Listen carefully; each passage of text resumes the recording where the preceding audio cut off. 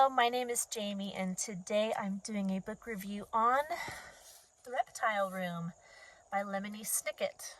This is the second book in the series, a series of unfortunate events, and like the first one, it was a lot of fun. So let's just get right into it. Let's talk about the story. First of all, at the conclusion of the first book, Mr. Poe was again tasked with finding a place for the Baudelaire children to stay. And he found this rich, eccentric man named Uncle Monty. And he is a professional in snakes. And they had a name for it, and I forget what it was. Herpetomologist, or something like that. I'm sorry. I don't remember what it was, but he is an expert on reptiles, specifically snakes. I might keep looking at the picture. It's a good picture. I like the cover. Isn't it cool? So I did look up, if you watched the last review for the first book, I did not know how to pronounce their names. So I looked that up for you guys, and their last name is pronounced Baudelaire, which you probably know if you watched the Netflix series, but I haven't seen the Netflix series. So these are the Baudelaire children, which I learned is a French last name, which is humorous because the second kid, his name is Klaus, which is German. So who knows how that came to be. Maybe the mom was German and the dad was French. Who knows?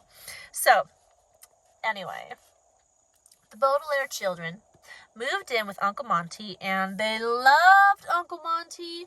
He was so fun, and he was going to take them on this trip to Peru to study more reptiles, and they each had their own room, and they each had their own task while they were getting ready for this trip to Peru, and they were having a grand old time, and they would work all day and prep for going to Peru, and at night they would go to the movies, and it was just wonderful and happy and amazing. And then Monty's assistant cancels. He's not coming with them to Peru, so somebody else comes in his assistant's place, and the reader and the Baudelaire children immediately know that it's Count Olaf. Count Olaf has come in disguise to pose as Uncle Monty's assistant, or the replacement for the assistant. Obviously, we all know that Count Olaf is trying to get the Baudelaire fortune. And so the rest of the book is the children trying not to end up in Peru with Count Olaf, who is trying to do away with them so he can take their fortune. And they're also trying to convince Mr. Poe that this assistant is Count Olaf, because if you remember from the first book, Mr. Poe is kind of thick, and it's hard to convince him of anything at all. So, as well-meaning as he is, the poor guy. So that is the story of the Reptile Room. Not the entire story. That's what kicks it off. That's the beginning of the story. And of course, you have to see how the children use their intellect and are clever in exposing the evil character of Count Olaf. Again, I'm not sure which book I like more. They were actually both really good, and this truly felt like a continuation of the first book. It's kind of like you read this bad thing that happened to them, and you immediately read this next bad thing that happened to them. Like, it really flows together, because in some series you'll be like, oh, this book was better than this book, but so far this and the first book were on pretty equal footing as far as how good they are. It reads very well. It's not difficult to read. Obviously, it's a children's book. It has the same, like we talked about in the first review, how the author will teach words and even some grammar to his readers. That is continued in this book, which I appreciate. It's very learning based and educational for children. I love it. It has the same dark humor But I don't think this one, the first one I had some issues with the dark humor, and if you want to see that, you can go look at that review. I have no issues with this book. There's nothing weird about it. It's a pretty good page turner for a children's book, and I had a lot of fun with it, and I'm looking forward to the next one. I do have to apologize.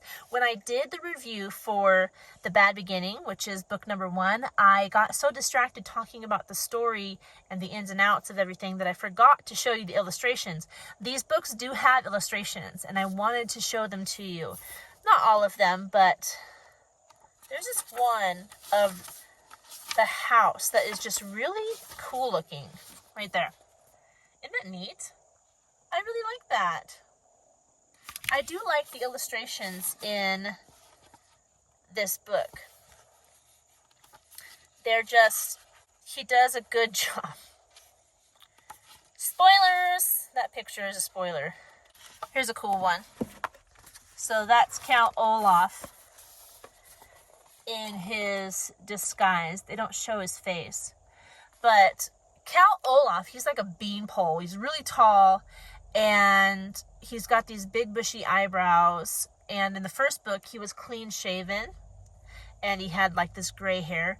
Well, his disguise in this book is he grew out a beard, and he like shaved off his eyebrows or something. But the Baudelaire children were like,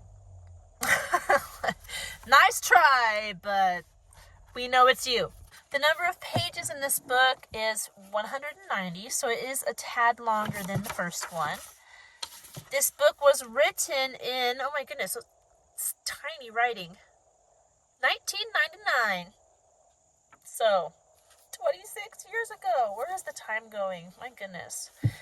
1999, this book was written. And I wanted to also say, obviously the author is Lemony Snicket, but the illustrator is someone called Brett Helquist. In case you were wondering, because I do like the illustrations. So there you are, The Reptile Room. I enjoyed it. I'm looking forward to the next books. I think you will like it too. Your kids will like it. I hope you enjoyed this video. If I didn't answer your question concerning this book, please leave it down in the comment section below, and I will do my best to answer it. I hope you're doing well, and like and subscribe if this is content that you want to see more of, and I'll talk to you in our next video. Goodbye.